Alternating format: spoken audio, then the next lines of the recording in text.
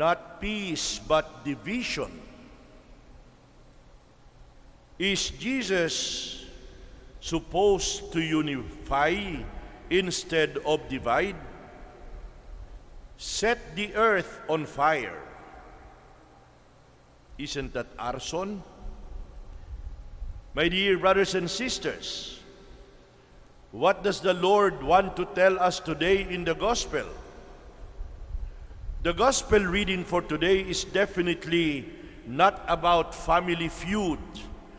It is not about family war. It is not about family misunderstanding or animosity or lack of harmony. The gospel is about a battle. It is a call to battle, but the battle is not against other people. It is a different kind of battle. It is a different kind of warfare. It is a call to battle against sin, a call to battle against corruption, against evil, against Beelzebul. Let us again listen to the words of Jesus in the gospel. Do you think that I have come to bring peace to the earth? No, I tell you, but division. From now on, 5 in one household will be divided. 3 against 2, 2 against 3, they will be divided. Father against son, son against father, mother against daughter, daughter against mother, and so on and so forth. And you will realize that every possible combination is mentioned. But again, the battle or the war to which the Lord calls us is not a war against people of any nationality. It is not a war between cultures. It is not a war among regions or among creeds or ideologies, but it is a war in which we first have to identify the forces of evil in our own persons and even in those who are dear and close to us, like father or mother, son or daughter, and in-laws, and then declare an uncompromising war against those evil forces. Moreover, our hearts are divided. There is dichotomy in the heart of man. Why do I say that there is dichotomy in the heart of man? Because we say one thing and yet we do another. We profess the creed, but we do not put it into practice. I remember an old rap that was made popular many years ago when I was much younger, but I cannot forget some of the parts of the lyrics of the rap that I was able to memorize. It says, "Gusto kong bumait, pero di ko magawa.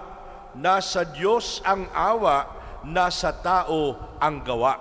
Gusto kong bumait, pero di ko magawa. Nasa Diyos ang awa, nasa tao ang gawa. My dear friends, the forces of good and evil coexist in the heart of man.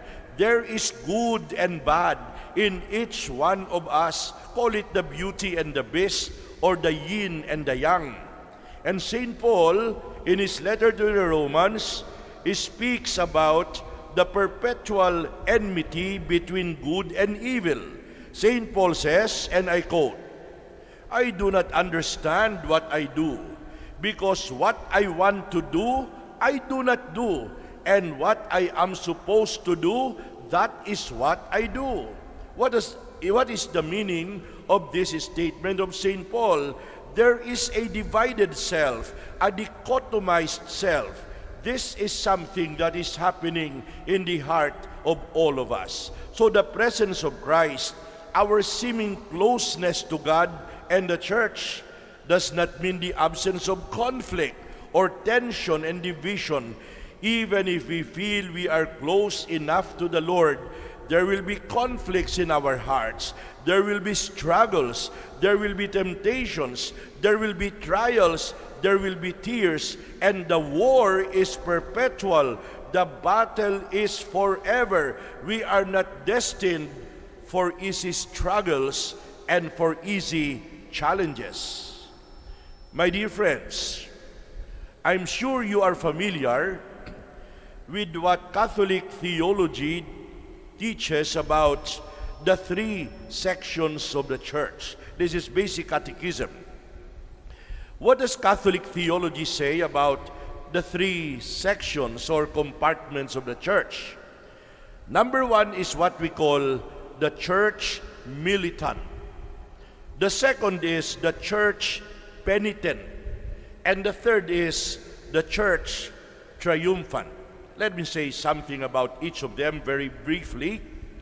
The church militant, ecclesia militans, it refers to us. We are still alive.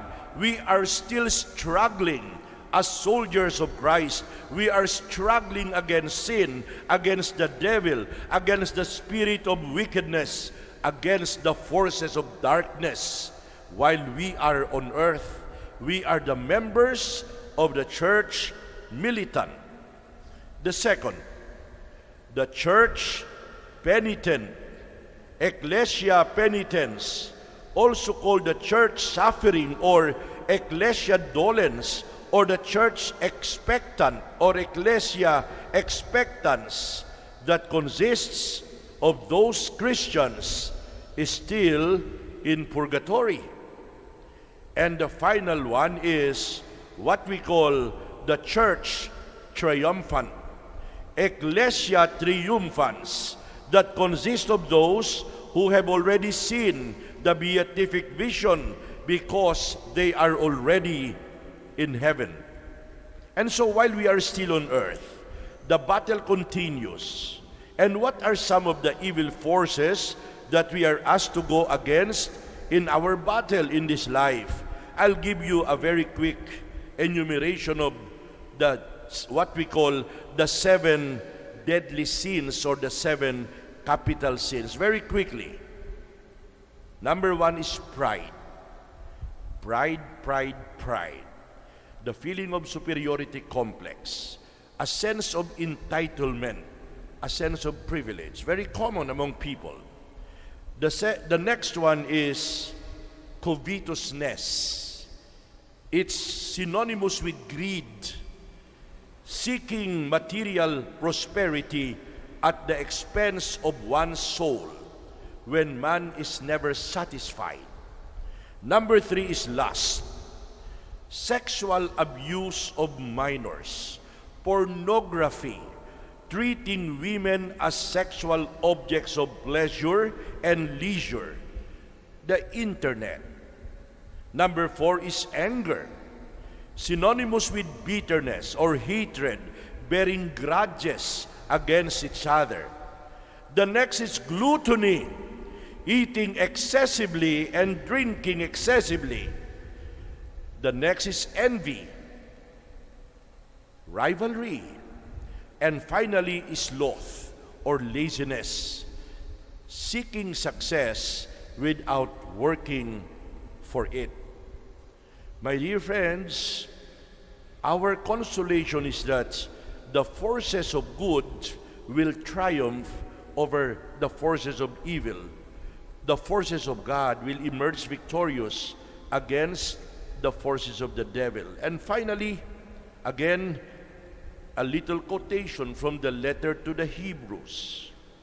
It says, I quote, "In your struggle against sin, you have not yet resisted to the point of shedding your blood."